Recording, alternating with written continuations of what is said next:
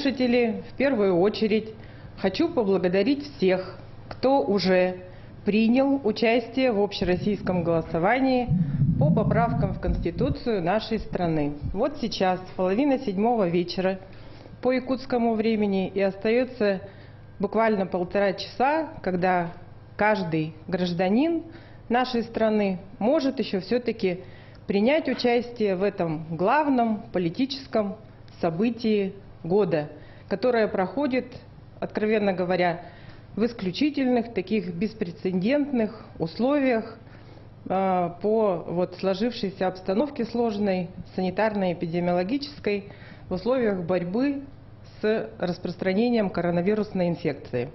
Некоторые участки, которые у нас работают в северных районах, в арктических районах, у которых есть разница часовая с городом Якутском, они уже закрылись и уже, собственно говоря, приступили к процедуре подсчета голосов и к процедуре подведения результатов, итогов голосования.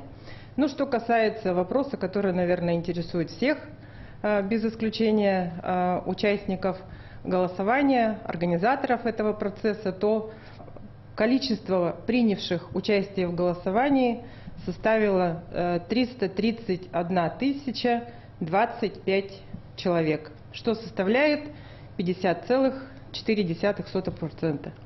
То есть мы можем сказать о том, что мы преодолели вот этот рубеж, эту половину, и вышли на такие, достаточно, с нашей точки зрения, неплохие результаты по количеству принявших участие в голосовании людей. Я знаю, что мои коллеги в течение всего дня выходили и комментировали результаты голосования, в смысле количества принявших участие в голосовании, и уже объявляли о районах, которые являются лидерами, так скажем, условно, по явке избирателей. И не буду отставать от своих коллег, прокомментирую в территориальном разрезе те районы, которые вышли с очень такими неплохими результатами. Это, конечно, Оленёкский район, он уже преодолел 90% рубеж количества участников голосования. Верхневилюйск на 2-м месте, почти 85%. Анабар приближается тоже к этой отметке. В Татинском районе 76,8%. И более 70% у таких районов, как Горный район, Усть-Алданский, Алаиховский, Вилюйский, Кобяйский, Жиганский, Среднеколымский, Амгинский, Мегино-Кангаласский, Момский, Чурапчинский, Нижнеколымский. Буквально сейчас мы подвели результаты на 6 часов, и собственно говоря, я комментирую те показатели, которые у нас есть. Я знаю, что как я уже сказала, что мои коллеги с интервалом в 3 часа выходят в эфир и комментируют результаты по явке участников голосования. Так вот, по сравнению с предыдущим нашим моментом отсчета, процент проголосовавших увеличился на 4%. В городе Якутске показатели по количеству проголосовавших составили более 41% принявших участие в голосовании. Ну и, собственно говоря, хочется сказать о том, что, как уже было ранее сказано, у нас в этот раз кампания проходит в таких исключительных условиях. Они отличаются очень от тех привычных процедур, к которым, собственно говоря, привыкли все участники избирательного процесса. Процедура голосования длится целую неделю, с 25 числа. Мы охватили голосованием к моменту начала основного дня голосования более 260 тысяч наших участников голосования. Из них более 13 тысяч проголосовали у нас досрочно в отдаленных и труднодоступных местностях.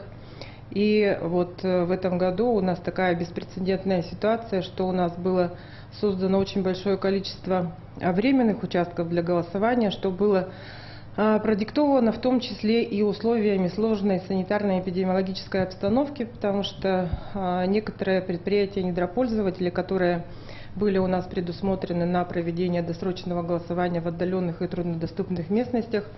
Собственно говоря, выразили определенную обеспокоенность процедурой внешних пользователей, что называется, и мы были вынуждены создать в таких вот территориях временные избирательные комиссии. Всего количество таких временных комиссий на территории республики составило 29 единиц.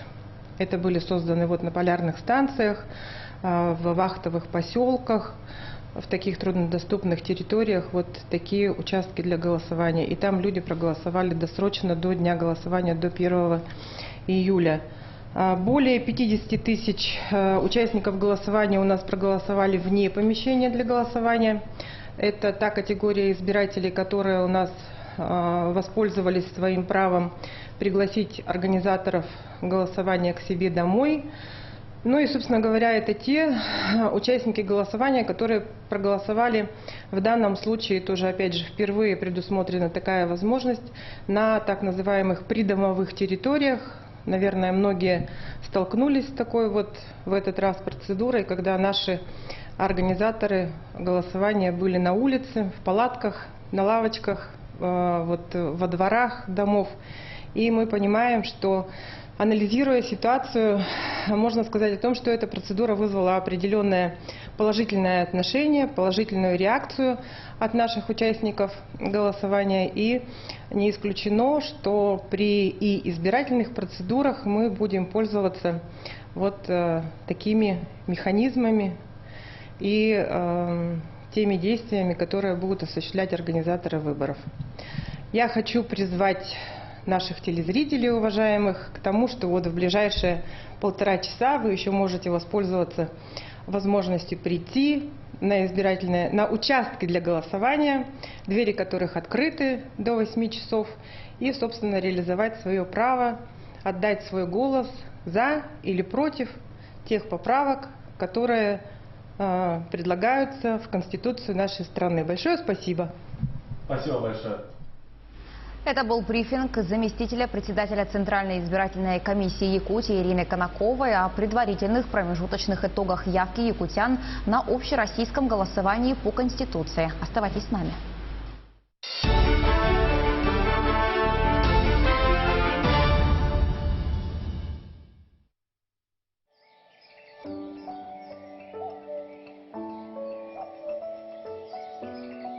В моей Якутии проживает 129 разных национальностей. Все они живут в мире и согласии.